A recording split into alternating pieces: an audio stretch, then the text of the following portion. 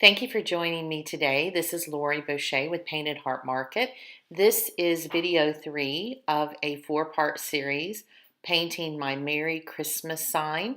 If you haven't viewed the other videos, there will be 2 prior to this one. Please find those on YouTube also. Or you can visit my website, paintedheartmarket.com, to see the complete videos and also purchase the stencils used in this project.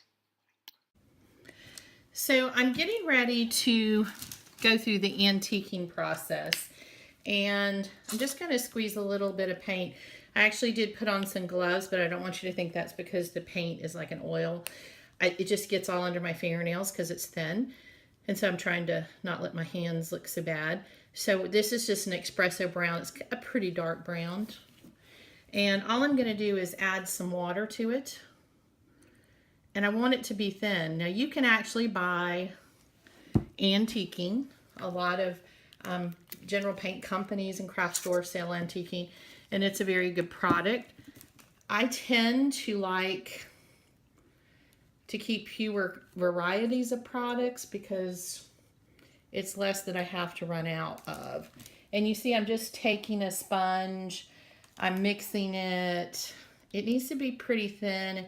If it's too thick, what'll happen is it will make too deep of a stain. And if it's too thin, you're really just getting your board wet, and that's about it. So I'm going to get a pretty good supply of paper towels in my hand. Just nothing special, again, just regular old paper towels. And I'm going to kind of work a section of my board at a time.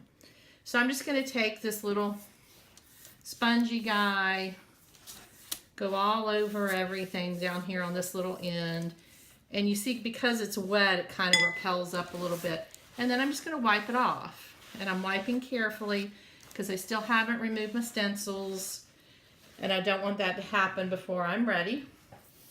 And after I've painted and then wiped that section, I move on to another section. Something this large, you definitely do not want to apply the antiquing to the whole thing and then try to wipe it off, because it's going to dry pretty fast and you're going to have more color from the antiquing than maybe you're happy with. If it's not dark enough, you can always antique with a black, which looks well too. You just have to make sure you've got it pretty thin. And what I find is it just makes the sanding not look so severe. It looks like more weathering or mishandling of the sign, because remember this one's been hanging up in some Christmas tree farmer's barn for years, and now they're selling all those goodies. At least that's what I want my neighbors to think, that I was lucky enough to score something like that. And I'm just wiping lightly. I just want to blend these strokes in, kind of just following the grain of the wood. If I think I want it darker, I can always just go back over it again, or I can leave more in there.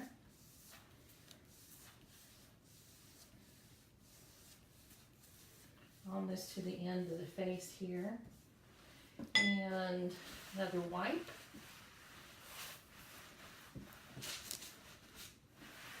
And I'm actually going to lift the board a little, and this is when I'm going to do these edges too.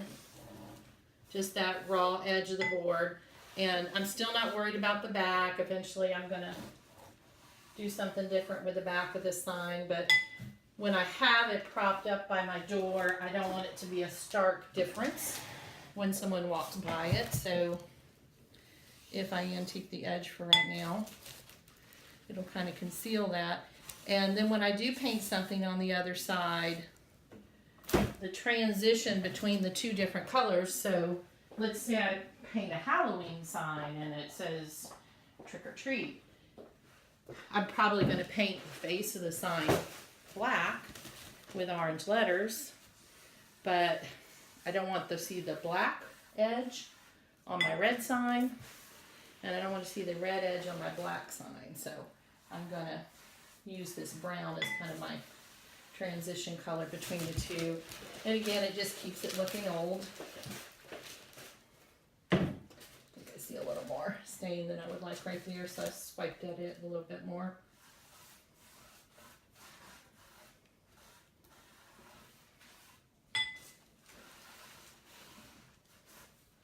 And then I do need to catch the ends, so real quickly, you may not be able to see this on the camera, but I'm just doing the ends of the board.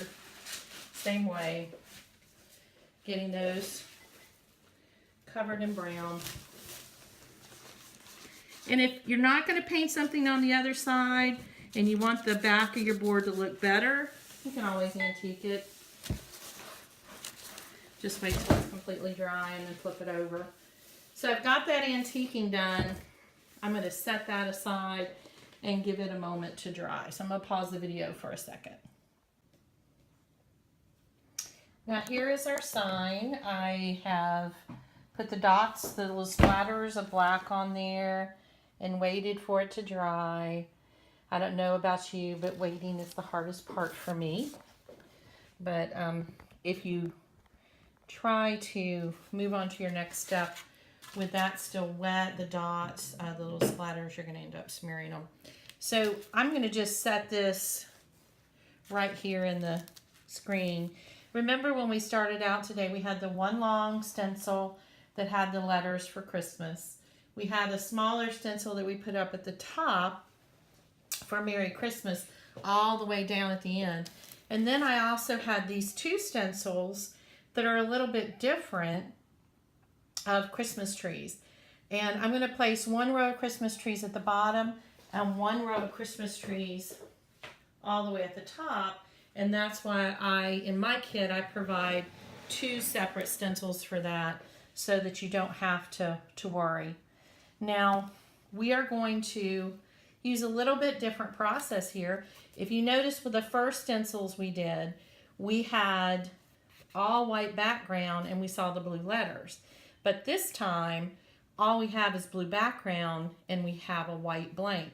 This is actually where I have weeded or removed that cutout, and it's going to allow the paint to go through. It's a negative stencil.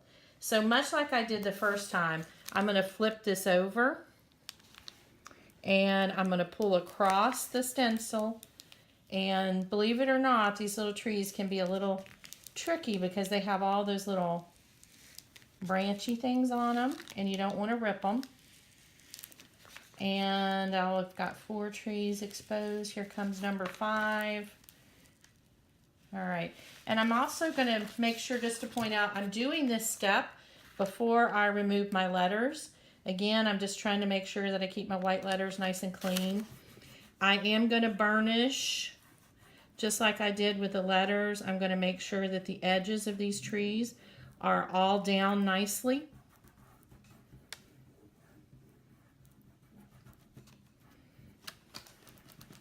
And I'm just going to do it by rubbing. I want to be a little bit careful though because I do have new paint and I don't want to rip up my paint. So I'm just really going to put my stencil down right around the trees and focus on those little branches like that. Once I feel comfortable with it, I'm going to grab that clear piece off the top and start to pull it back, which will leave my stencil attached to my board. And I'm just being careful again not to catch any of those little edges of the trees. Hopefully my arm isn't in the way for you. And then I'm going to pull this clear piece of sticky tape. It's called transfer tape. I'm just going to pull it right off. And now I just have this stencil. I'm going to run back over those edges one more time.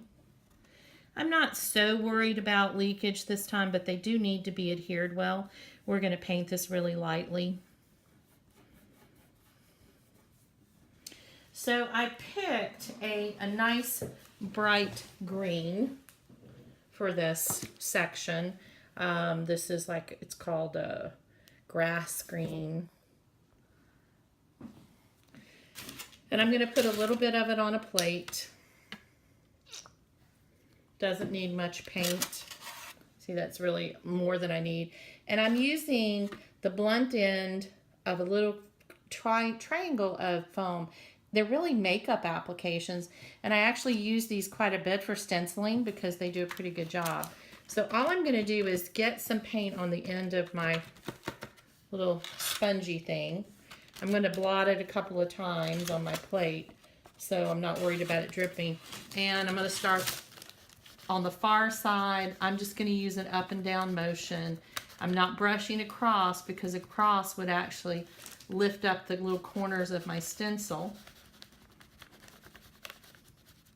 Just going to go across, punching up and down if I need to reload. I am not putting any detail on these trees. I think it looks cute with them just kind of basic shape.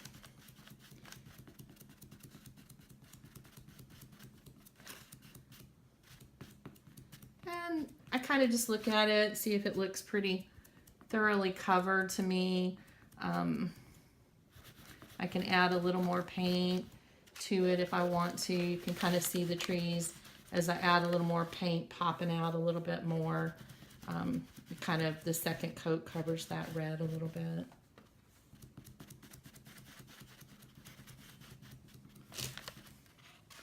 And I'm going to go ahead and pull this one off just because I don't want my stencil paper to cause me any trouble with my red paint.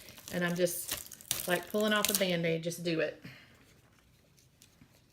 So that is the first little row of trees, and I think it just gives it a little more color. And now I'm going to go down to the other end and apply the other row. So I'm going to pause the camera while I do that. I'll be doing the same process. I have another whole set of Christmas trees. I'll move the backing off, transfer the stencil on, and then do the same thing. And I'll put the camera back on before I do it. I'm just moving my camera down here a little closer to where I'm working on this end now. And I'm just kind of eyeballing. I want the trees to fall kind of halfway between where Mary ends and this capital C is. So getting them in there. Burnish it with your fingers. We don't want that green to leak through, and our last ones turned out really well, so we want these to look nice too. I'm removing the clear sticky tape, just leaving my stencil behind. Again, anytime you're messing with a stencil and you're transferring it or you're pulling off the backing, you always want to pull across, not up. Up just pulls it straight off of the item you're trying to paint and kind of undoes what you're trying to do to get a good stencil. So, all right, there's that one. All the little steps count. I'm going to go back in there, burnish around the edges, make sure they're all down. And then I'm using exactly the same method and green paint. Just do 2 light coats. It'll be better than 1 sloppy thick coat. Make sure you're punching up and down with the little sponge. Don't try to go across your trees because it'll just end up smearing them.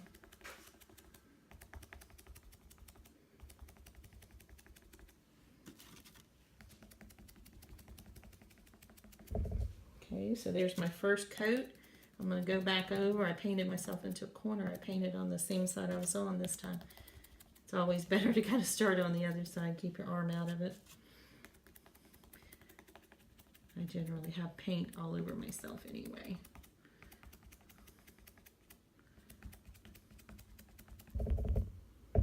Okay, and those look nice and bright. I hit any little spots that I think they need a little more paint. There's kind of a... That red is a strong color. And then I'm going to set that little paint plate aside. And again, just like ripping off a Band-Aid, you want to just be careful. I'm seeing a little bit of my red come with me, so I'm going to have to go back in and do just a little bit of touch-up. And the same thing may happen to you. So it's good that we can see this and kind of work on it together. So I'm going to stop the camera now and then show you how we can fix that. So as I was removing my stencil for the Christmas trees, there were a couple little spots that the red kind of pulled off with the tape. And I don't want them to be quite so obvious, so I'm just taking just any old kind of brush you have, and I put a little of the red that we used on there, and I'm just using a stipple, which means just punch up and down, and I kind of blend it in, no big deal. as it dries, it'll actually disappear.